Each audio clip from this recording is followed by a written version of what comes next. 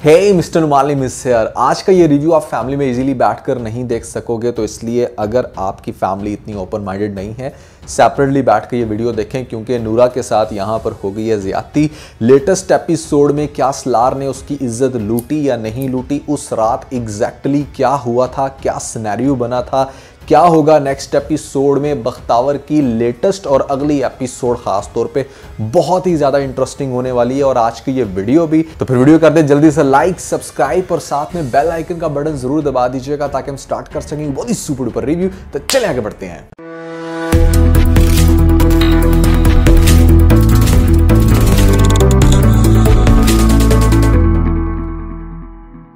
अच्छा, सबसे पहले हम डिस्कस करते हैं कि उस रात नूरा के साथ एग्जैक्टली क्या हुआ था। पहले तो देखो जिस तरह से सलार ने उसको ट्रैप करके अपनी बहन के थ्रू अपने ही घर में बुलाया। अब यहाँ पर आपने वो पहला सीन देखा कि जहाँ पर वो नूरा के साथ डायरेक्टली ज़बरदस्ती करने लगता है। इस सीन के अंदर एक तो बहुत बड़ी मिस्टेक है, अगर आप थोड़ा गौर करो तो एक सीन में आपको दिखाया जाता है कि नूरा ने सलार को देख लिया था कि हाँ वो आ रहा है, लेकिन उसके बाद आपको नेक्स्ट शॉट दिखाया जाता है कि जहां पर नूरा अपने काम में बिजी है और वो पीछे आके उसको डरा देता है, एकदम से जोर से पकड़ता है। तो भैया जब उसने पहले देख लिया था तो वो दोबारा से क्यों डरेगी? तो ये एक बड़ा अजीब सीन था। अगर आप ड्रामे के अंदर एपिसोड में खास तौर पे जाके देखोगे तो आपको समझ आएगी कि मैं क्या कह रहा हूँ। सबसे पहले तो सलार डायरेक्टली उसके क्लोज होने की कोशिश करता है ये देखने के लिए कि शायद बड़े आराम से मान जाएगी, लेकिन उसने देखा कि आगे से नूरा जो है वो रेजिस्ट कर रही है और वो वहाँ से भाग जाती है। तो उसको यहाँ से आइडिया हुआ कि इसको ट्रैप करना इतना आसान नहीं है, इसलिए वो बेसमेंट में जाकर या घर की किसी ऐसी लोकेशन पे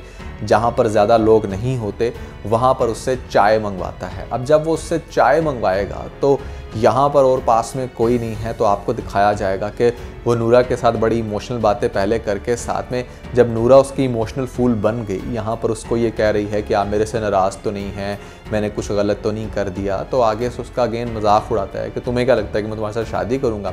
वैसे इंटरेस्टिंग बात मैं आपको बताऊँ, इस ड्रामे के अंदर ना मुलाजमा ज़्यादा प्यारी दिखाई गई है, जो एक्चुअली में आपको हुरिया दिखाई जा रही है। और मेजॉरिटी ड्रामाज में ऐसा होता है कि मुलाजमा जो है ना वो ज़्यादा प्यारी लग रही होती है हीरोइन से भी ज़्यादा, और इस ड्रामे के अंदर भी नूरा हमारी बख्तावर और हुरिया दोनों से प्यारी है। खैर हुआ ये कि उस रात यहाँ पर आपको दिखाया जाएगा कि जिस टाइम उसका मुंह बंद करता है तो डेफिनेटली उसको मजीद किसी कमरे में लेकर जाके उसके साथ गलत काम करेगा। दैट मीन्स कि वो वहाँ पर उसके साथ रेप करने वाला है। जिस टाइम वो उसकी इज्जत लूट लेगा तो डेफिनेटली अब नूरा बहुत डर जाएगी, सहम जाएगी। उसको वो सारी बातें याद आएंगी कि किस तरीके से बख्तू मुझे समझाया करता था कि तुम इसके घर मत जाओ, तुम वहां पर जाकर फंस जाओगी। अब इस पॉइंट पे आपको दिखाया जा सकता है कि नूरा बहुत ही ज़्यादा रोएगी, उस रात काफ़ी परेशान होगी। फिर अगले ही दिन यहाँ पर फंक्शन है इनके घर पे। तो फंक्शन चल रहा है बेसिकली दिलावर का साथ में हुरिया के साथ। अब दिलावर और हुरिया दोनों एक दूसरे से सेटिस्फाइड नहीं है, बस पेरेंट्स की वजह से ये दोनों शादी कर रहे हैं। दोनों तो नहीं, खैर दिलावर शादी कर रहा है, हुरिया तो चाहती है बस किसी तरीके से मेरी इसके साथ शादी हो जाए। तो ऐसे में जिस पॉइंट पर दोनों को हंसना चाहिए, सेल्फीज लेने चाहिए, तो वहाँ पर दोनों स्टेज पर बैठ के एक दूसरे के साथ लड़ रहे होंगे। और यहाँ पर हुरिया भी कह रही होगी कि मुझे भी एक बड़ा मंजा व सियासतदान चाहिए, मैं किसी ऐरे गहरे की बेगम नहीं बन सकती। हुरिया जैसी लड़की को चाहिए कि मतलब यहाँ पर इसी की बाप की उम्र का ना कोई बंदा इसे मिले, क्योंकि जिस तरह का सियासतदान इसको चाहिए ना वो तो भैया उसी उम्र में जाके बंदा बनता है। यहाँ पर खुद भी इसकी पर्सनैलिटी को इतनी लड़कियों वाली नहीं है, यहाँ पर बड़ी अजीब फजूल सी पर्सनैलिटी है इसकी, मुझे तो बिल्कुल भी इंप्रेस नहीं किया। खैर होगा ये कि आपको दिखाया जाएगा एक बहुत ही इंटरेस्टिंग और थ्रिलिंग सीन। यहाँ पर डेफिनेटली नूरा तो रेडी है, चूंकि घर में चल रहा है फंक्शन, और सलार भी देख रहा है उसको टेढ़ी निगाहों से, क्योंकि उसने एक रात पहले उसके साथ बहुत गलत किया। अब आपको दिखाया जाएगा चूंकि एक फैमिली गैदरिंग है तो यहाँ पर बख्तू तो आएगा, वो वहाँ पर दिलावर की तरफ से मुलाजिम है, तो बख्तू यहाँ पर मिलने वाला है नूरा से, बल्कि नूरा खुद चलकर आएगी, भागकर यहाँ पर आकर बताएगी बख्तू को कि इस तरह से वो बिल्कुल ठीक कह रहा था, सलार ने उसकी इज़्ज़त का बेड़ा गर्क कर दिया, यहाँ पर अब वो अपनी इज़्ज़त गवा बैठी है। तो जब ये बातें करेगी वो बख्तू के साथ, तो बख्तू बहुत ही ज़्यादा परेशान होगा, उसकी तरफ देख रहा होगा कि ये सारा सीन देख लेगा यहाँ पर सलार को पता चल जाएगा कि यहाँ पर हमारी जो नूरा है वो सब कुछ बता रही है बख्तू को कि उसने उसके साथ इस तरह से ज़्यादती कर ली है। तो जब नूरा को पता चलेगी ये बात कि हाँ सलार ने देख लिया, तो वो सलार को देखकर भागेगी, वो भाग कर जाएगी छत की तरफ, और डेफिनेटली बख्तू भी काफ़ी परेशान होगा। तो बख्तू को समझ आ जाएगी कि ये कुछ गलत करने जा रही है, इसलिए वो भी नूरा के पीछे भागेगा। अब जब वो नूरा के पीछे भाग रहा है, क्योंकि नूरा रो रही थी अपनी सारी कहानी बताते हुए, तो उसको लग गया था कि ये कुछ गलत कर सकती है। जबकि नूरा को तो अब ज़्यादा टेंशन इस बात की है कि मतलब सलार ने देख ली और वो उसको ज़िंदा नहीं छोड़ेगा। कुछ वैसे भी उसको अपनी इज्जत जाने का बहुत ही बड़ा गम। तो आपको इस सिचुएशन में दिखाया जा सकता है कि वो छत की तरफ भागेगी और पीछे भाग रहा है यहाँ पर बख्तू, और ये सारी सिचुएशन देख रहा होगा हमारा सलार। अब सलार जब देख रहा है कि मतलब क्या चल रहा है, और ऐसे में दिलावर तो मतलब अपने शादी के अंदर मगन, तो मतलब आपको इस पॉइंट पर दिखाया जाएगा कि बख्तू उसके पीछे भागता भागता जाएगा, और जिस पॉइंट पर वो छलांग लगाने लगेगी ना, एग्जैक्टली उसी पॉइंट पर मतलब उसको पकड़ने लगेगा बख्तू। तो यहाँ पर सिर्फ चादर उसके हाथ में आ जाएगी और नूरा वहाँ से छलांग लगा देगी। जब नूरा छलांग लगाएगी तो वो इतनी बड़ी महफिल में दरमियान में आके गिर के उसकी होगी मौत। तो डेफिनेटली सभी लोगों का ध्यान जाएगा कि ये क्या चल रहा है, इनके घर तो एक मेड ने खुदकुशी कर दी, तो ज़रूर कुछ गलत हुआ है। अब इस पॉइंट पर जो सबसे बड़ा नुकसान होने वाला ना, वो ये कि जिस टाइम दिलावर और यहाँ पर सलार बाकी सब लोग ऊपर छत की तरफ देखेंगे तो आगे नज़र आएगा बख्तू, और बख्तू के हाथ में होगी चादर।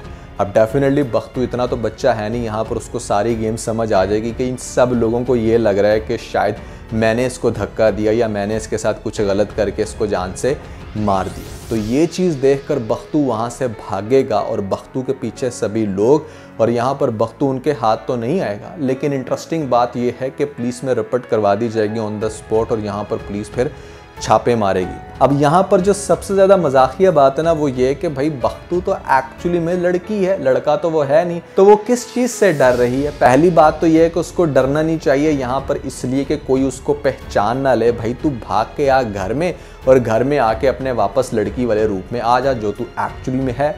वो छुपता फिर रहा है यहाँ पर, बचता फिर रहा है कि कहीं पुलिस उसको पकड़ न ले। भाई तू तो 1 मिनट के अंदर अपना भेस बदल सकता है, तू तो जादूगर है। लेकिन बख्तू वहां पर स्टूपिड भागता फिर रहा है और पुलिस उसको छापे मार रही है, चेक कर रही है, आ रही है नज़र के घर के सामने के हमें बख्तू को अरेस्ट करना है। और यहाँ पर माँ भी सुन रही है, काफ़ी टेंशन में है कि मतलब क्या हो गया मेरी बच्ची से, क्यों पुलिस उसको पकड़ने के लिए आई है और बख्तू का कोई अता पता ही नहीं। तो ये होने वाला है नेक्स्ट एपिसोड में।